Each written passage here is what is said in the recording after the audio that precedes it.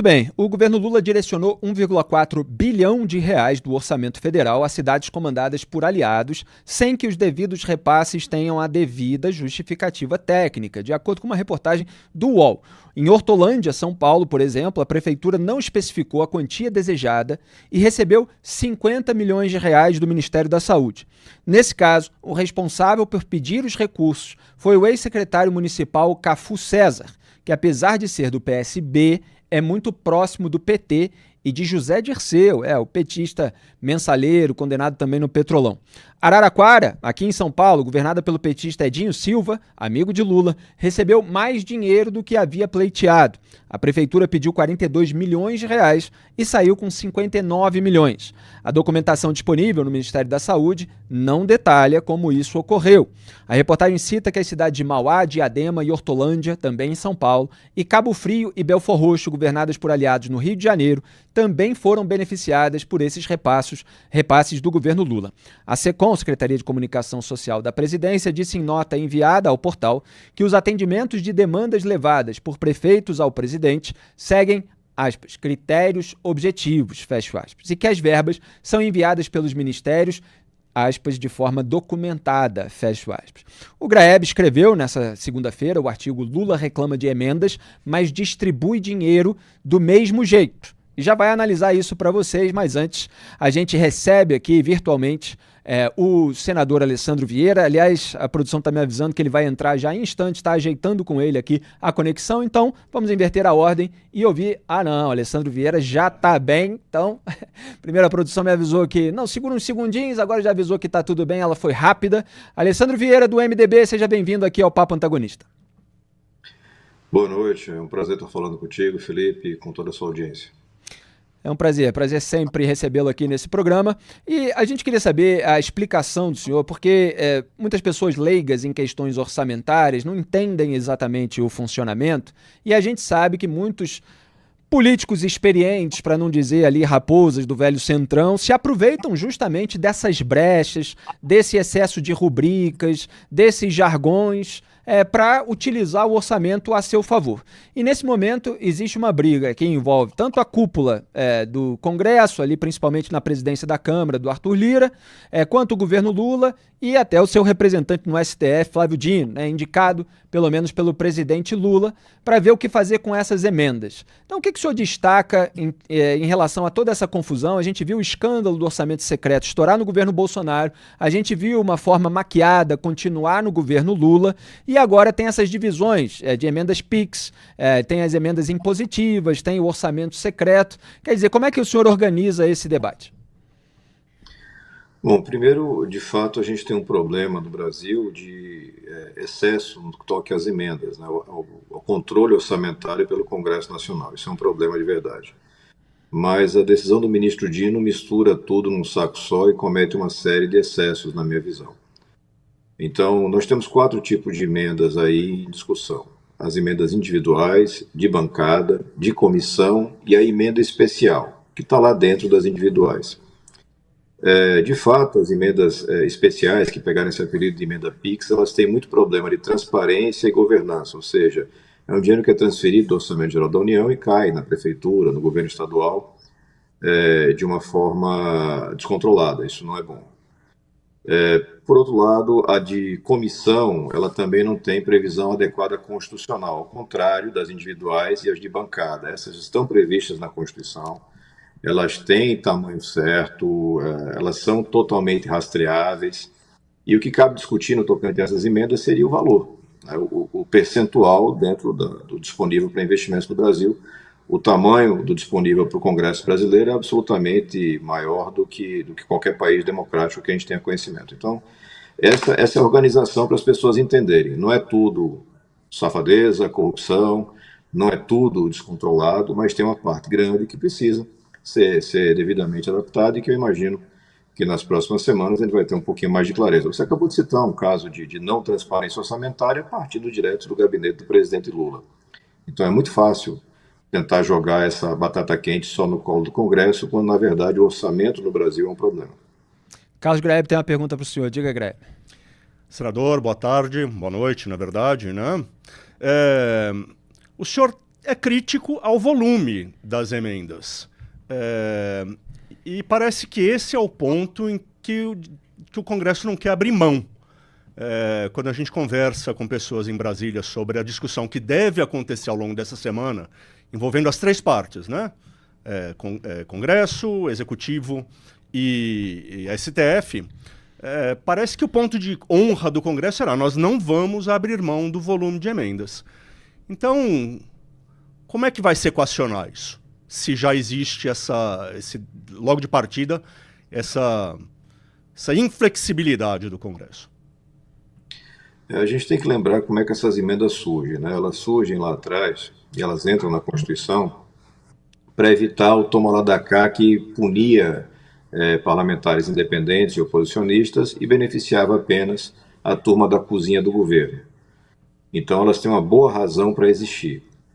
Esse avanço, esse tamanho, ele é uma consequência da inabilidade, da falta de vontade do governo Bolsonaro, porque Bolsonaro terceirizou a gestão política. Através dos seus ministros Braga Neto, Ramos, em dobradinha ali com Arthur Lira, Davi Alcolumbre, eles criaram um método onde o recurso foi repassado direto para o controle desses caciques orçamentários, era o chamado orçamento secreto. Eu fui à Justiça, alguns outros parlamentares foram à Justiça, a gente sustentou essa luta por quase 3 anos, e o orçamento secreto foi derrubado por uma decisão do Supremo, porque era claramente, flagrantemente inconstitucional. Mas a consequência, com a concordância do governo Lula, foi a transferência desse valor que estava no secreto para a emenda de comissão.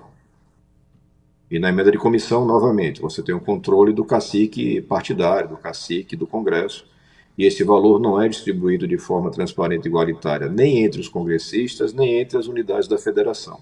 Então o problema só mudou de nome, mas ele continuou. Quando o Flávio Dino vem dar, primeiro, uma liminar suspendendo a emenda especial, que é a emenda PIX, essa que chega sem destinação clara, eu acho que ele estava indo num bom caminho. Quando ele suspende comissão, também ele está indo bem. Quando ele joga também individuais e bancadas, eu acho que ele atravessa uma linha do razoável.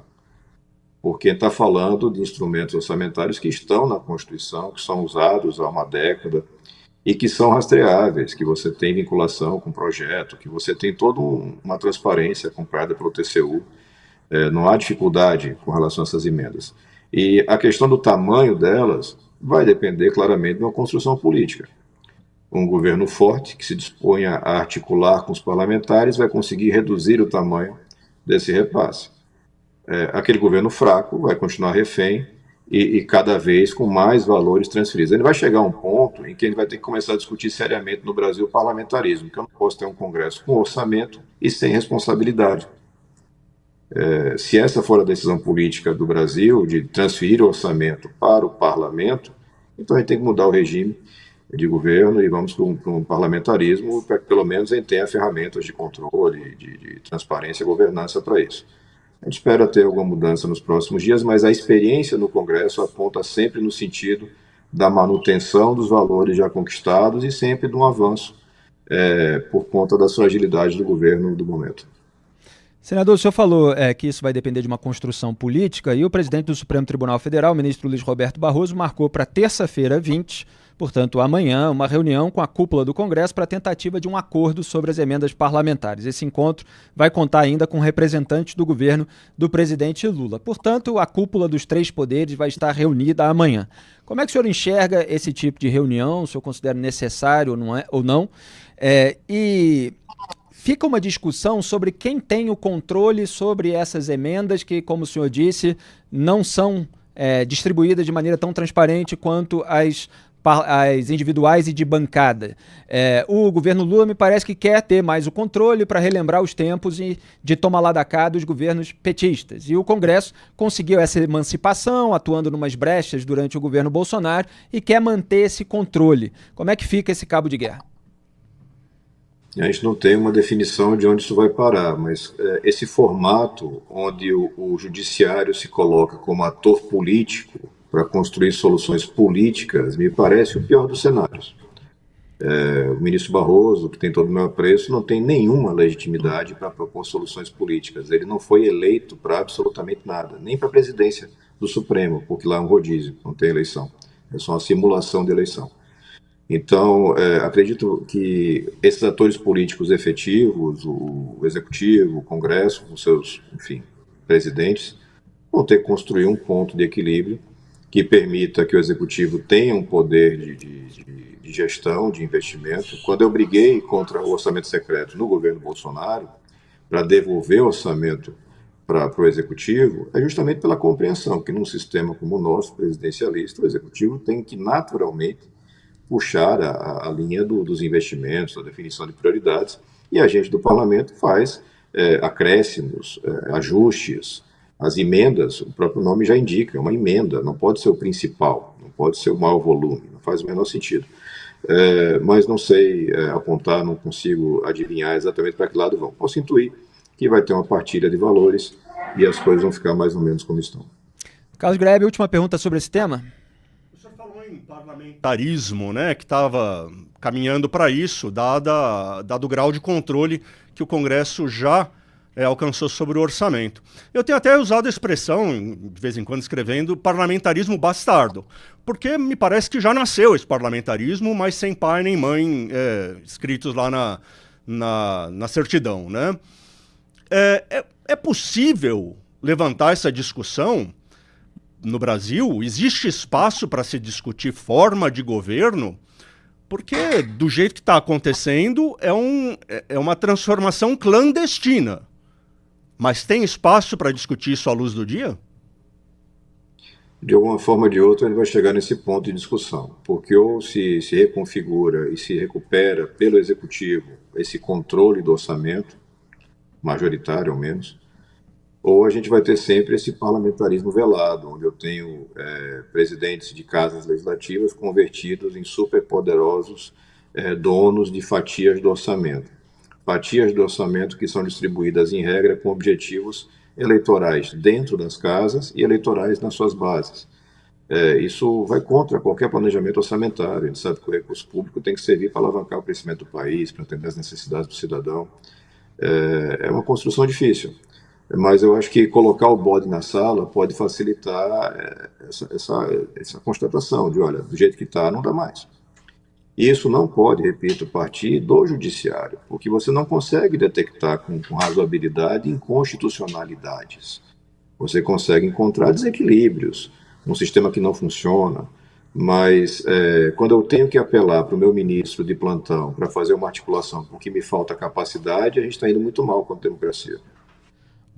Grebe, aproveitando aqui esse desfecho, você quer acrescentar algo sobre a questão das emendas que o senador Alessandro Vieira comentou, já que você escreveu a respeito?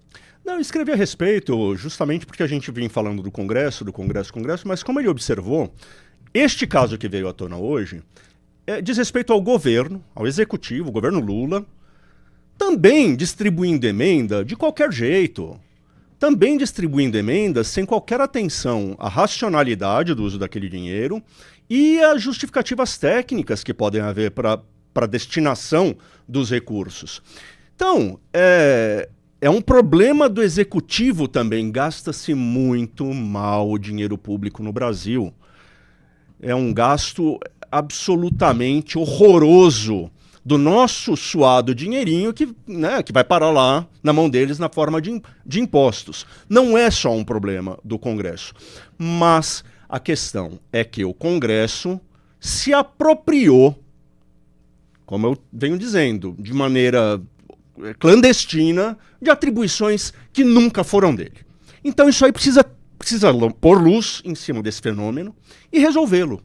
Então, como disse o Alessandro Vieira, pusemos o bode na sala.